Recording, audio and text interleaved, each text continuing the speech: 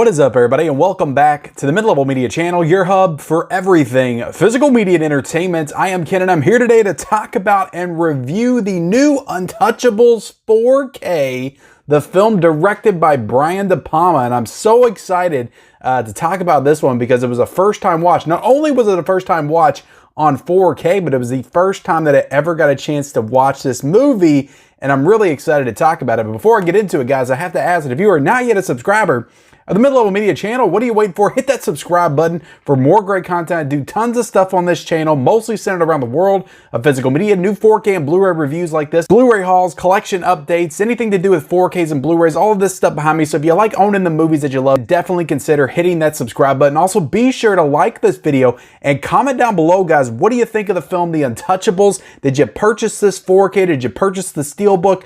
Let me know in that comment section below. And also be sure to turn on those bell notifications for all future videos. So let's get into it. And we're going to talk about the movie itself. Then we're going to talk about the audio and visual quality. We're going to talk about the special features and the packaging. And I'm going to give you my overall grade and score and recommendation on whether or not I think you should pick this one up. I will be leaving the link for purchase in the description below. So let's get into talking about the movie first. So again, first time talking about this, and this has been out, again, I know I'm a little bit late to the party talking about this one, but I did want to talk about it because I watched the movie and there's been tons of people messaging me wanting to know my thoughts on The Untouchables. So I watched this movie, again, directed by Brian De Palma, came out in 1987. I feel like I've been watching a lot of really good 1987 movies lately because I watched Raising Arizona last week with Nicolas Cage. Of course, it is the summer of Nicolas Cage here on the Mid-Level Media channel. So again, directed by Brian De Palma, 1987. This movie came out, it was budgeted at $25 million and made $100 million at the box office. So it made 4 times its budget. So it was actually a pretty big hit in the 80s, starring Robert De Niro as Al Capone. You got Kevin Costner as Elliot Ness. This was based on a novel, and it was also based on a TV series that I think was based on the novel, and the TV series was from the 50s and 60s. So again, let's talk about this movie. We're going to talk about this movie eventually, right? So I did really enjoy this movie. I did really enjoy the film a lot. I thought it was very well paced. It's action-packed. There's a lot of action in this movie, a lot of gun action in this film. It is set during the Prohibition era, which I just watched another film set during that era, Miller's Crossing. Really enjoyed that one. That one had a lot of good gun shootout sequences as well. I just love the style and the aesthetic of this period. I just love it so much. Just being in this setting, the Chicago setting, you got these gangsters walking around with their hats and their jackets and their guns, and they're just walking around the office with like shotguns and machine guns and Tommy guns like it's no big deal. I just think it's really cool. I don't know, it just oozes coolness, this entire film, the whole way through. But yeah, some great performances, some great moments, like I said, some really action-packed sequences. I love the sequence where they're outside and they're busting them, and they're in Canada and they're busting that Canadian whiskey raid, and the guy just walks up and he starts popping people and he runs out of ammo, so he hits the guy in the head. It's really awesome. So a lot of really great sequences. It's a really brutal film as well. A lot of great action, but also some gory action. Like there's a scene, again, I'm not going to give away spoilers here. A lot of people say I give away too many spoilers. Even if it's a 35-year-old movie, I spoiled too much. So I'm not going to give away any spoilers. There are some deaths in this movie that are big deaths, big moments in this film that I don't want to give away for you if you haven't seen this movie before. But this movie is gory. There's a lot of blood. There's a lot of people getting shot up, turned into Swiss cheese with these Tommy guns. And I was here for it. I loved all the action in this film.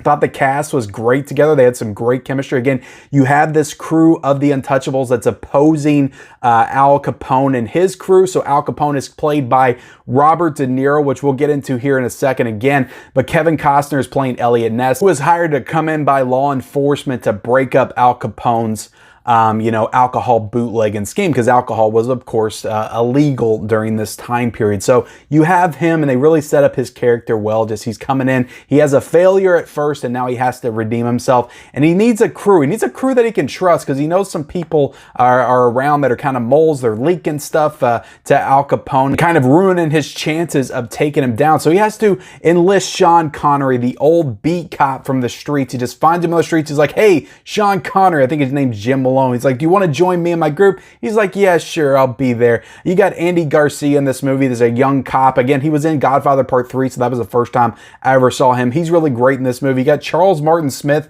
played by Oscar Wallace, who comes in. He's like the accountant that comes in, and he starts wielding a gun. Again, it doesn't seem like it should fit together, but when it does, when they all come together, like very unlikely, they're very different from each other. But when they all come together, they just work as this unit. And I really enjoyed the camaraderie between them and the chemistry between them throughout the film, especially Sean Connery. Again, Sean Connery is just one of the greatest actors of all time, and he absolutely brings a lot of energy and entertainment value to this film. So really enjoyed the cast. A really well-directed movie by Brian De Palma. Been watching a lot of Brian De Palma, I feel like, lately, and just really been loving everything that he's been putting out there. I watched Scarface for the first time last year. I thought that was amazing. It's like one of the best movies I've ever seen. I would not put this movie up to the greatness of Scarface. It is a really good movie, but not to that caliber. Body Double I just watched. I love that film. And Brian De Palma even talks about in the special features how he wanted to come back into the studio system to make this movie, to make money so he could go do more weird films like Body Double, which I thought was pretty interesting. It was interesting because like he did Scarface in 1983, which was a big budget movie with Universal, and then he did Body Double the very next year. So that's kind of the pattern for Brian De Palma and his career, but very well directed film. That guy clearly knows what he's doing behind the camera, and that definitely shows here. Just some of the shots in this film. I love the stairway shot, when the whole shootout on the stairway, the way that's, and the baby's going down, which is a really different kind of thing to put in a shootout, the baby going down the stairs. I thought that I was definitely like on the edge of my seat. I was like, is something gonna happen to this baby? But that was all shot. Just everything in this movie, all the shots are just so brilliant in this film. And he's definitely showcasing and just flexing how great of a director he is. And like I said, I just love spending time in this world. It feels good. Like it just doesn't feel like a movie that's set back then. Like you legitimately feel like you're in this time period, and you feel like all these actors are of this time period. Like it's so easy to screw that up, and it just feels like they're the actors that are supposed to be in that time period. But in this movie, I'll give it credit because they just all feel like people of the 30s, like they should be of that era. So very well directed film. The score by Ennio Morricone is awesome as well. Just the more I'm hearing from this guy, the more I'm loving. Definitely becoming one of my favorite composers. The movie does, though, again, I'll get into some slight negatives here. And again, this isn't really a negative, but the movie does feel very traditional. It does feel very much of its era. It doesn't necessarily, if you watch this now, like comparing it to movies of today, like gangster movies, crime movies of today, you're going to be a little bit disappointed, I think. Again, it's very traditional, but at the same time, very brutal and very gory as well. It's just traditional how everything goes together. They all meet, they all group together. They all, like I said in the beginning, it feels very easy how they all come together, how they all go to take down Robert De Niro's Al Capone. It just has that very traditional feel to it, like a movie of the 80s, which isn't necessarily a bad thing. I love movies from the 80s, but it has that very traditional, I don't know any other way to describe it. It was like Tombstone when I watched that. It's like Titanic. Some of the way that the performances come across just feels very 80s, just of that time period. So I did want to point that out. You can't compare it to movies of nowadays. Like it has to be taken for what it is, a movie of the 80s. I also, again, and this one kind of is a negative, but I just wanted so much more Robert De Niro than we actually got in this movie. He is so fantastic as Al Capone in this film. And it's kind of interesting when you go into the special features. Again, like Brian De Palma had to fight to get Robert De Niro in this movie because the studio producers and everything didn't think that they needed a star for this role. They didn't really think they needed any stars in this movie. They're like, it's a period piece, just put everybody in, put whoever, unknowns, whatever. But Brian De Palma was dead set on getting Robert De Niro to play Al Capone, and it absolutely paid off, like as you can see with the box office and everything, and just the legendary status of this film. So he had to fight to get Robert De Niro, and he is so good in this movie. He has this awesome moment with the baseball bat. Again, not going to spoil anything, but I just loved every second of time we got to spend with Robert De Niro as Al Capone in this movie. I just thought he was so good in the role that I just wanted more, and I just don't feel like we got enough with him, to be honest. Again, I guess that's a good thing. I was just left wanting more, and just the way that everything resolves, like the end of Al Capone just kind of ending in the courtroom. It was just, everything just felt kind of anticlimactic Anticlimactic. I know I always say that wrong, but anticlimactic. It just felt like it just kind of fizzled at the end. I was kind of wanting that everything was building. This great scene between Kevin Costner and Robert De Niro when he's coming down the steps in that hotel lobby. Like, that was incredible. I wanted the payoff to that, and I don't feel like I got it in this movie. But anyway, these are all like really small gripes. It's still a great movie. It's a fantastic movie. I'm so glad I got a chance to check it out for the first time. I would give this movie a 4 out of 5, and I could see it honestly maybe growing on me over time. I'm definitely going to rewatch that one in the future, and so happy I have it now on 4K. So getting into the transfer, so I don't have the Blu-ray of this. This is the first time that I watched this on 4K, and I have to say, you know, this is in Dolby Vision, HDR10, native 4K transfer by Paramount. It is a very solid transfer across the board. It is not the most mind-blowing transfer that I've ever seen. It's not the most flashy I've ever seen, but to be honest, I didn't think that 1930s Chicago period piece setting really lent itself well to being a flashy transfer of any type, but I still thought it was really strong. It's just when you see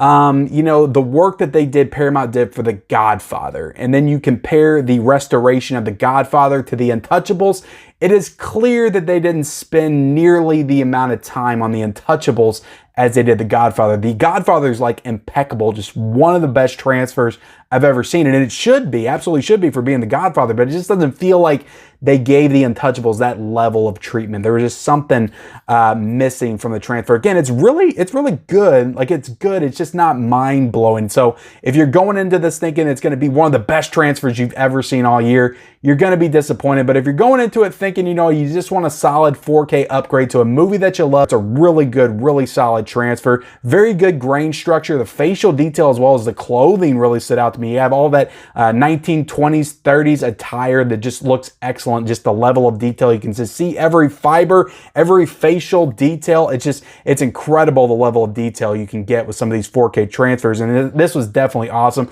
The black levels were fine, but again, it didn't give me that level of depth that I appreciate with other transfers like The Godfather. Again, I hate to keep comparing, but Paramount just did that and they did this one as well. So I think it's an apt comparison, but it's a really good transfer. It's definitely solid. I think you'll be happy with it if you're a fan of this film. So getting into the audio, this is in Dolby Atmos. So I don't have that full Atmos setup, so I can't really speak to the audio quality, but it is Dolby Atmos for all of you Dolby Atmos heads and junkies out there. You also have some good packaging in this one. I really enjoy the slipcover here. It has a nice like metallic shine and stuff to it. You know, I like how it's kind of gold with the UHD symbol down there. I think that that's a really cool touch. And you have some similar stuff on the back as well. So really solid slipcover here. I do like the design for this one. Like I said, I really just liked how they use the gold right there because it's usually just a normal like metallic 4K banner, but that's kind of has a little gold tint to it, which I think is pretty awesome. So this also does have a steelbook. Now this 4K is available for $18.99 and the steelbook is $24.99, but I've thought about double dipping because I really like the design on that steelbook. That is an awesome steelbook right there. Getting into the bonus features, there is, unlike my complaints with Beverly Hills Cop 2, I really cannot complain about the bonus features here. You don't get anything new, but you do get over an hour worth of special features that were present on previous releases. So previous Blu-ray and DVD releases. And I did watch a couple of these. They're very interesting just seeing how this film came together. Again, the story about Brian De Palma had, I just love listening to him. I definitely want to listen to more commentaries and interviews with Brian De Palma. He just seems like a really interesting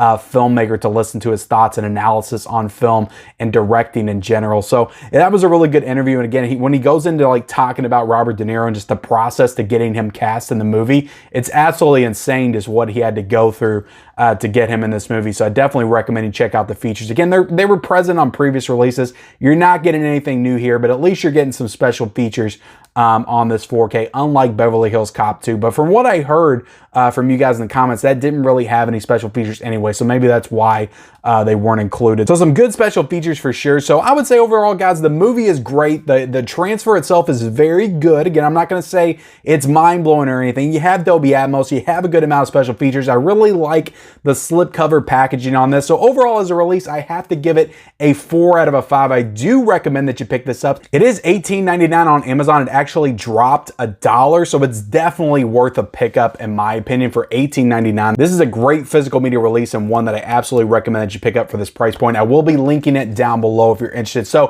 thank you guys for watching my review of the Untouchables on 4K. I really appreciate it. Please, in the comment section below, let me know what you think of the film, your positives, your negatives, or one of your favorite gangster films of all time. Let me know in the comment section below. Also, let me know if you picked up the 4K or the Steelbook in the comment section below. Also, be sure to like this video, subscribe to my channel if you haven't already, follow me on all my social media accounts. Those links are in the description, and we'll see you next time.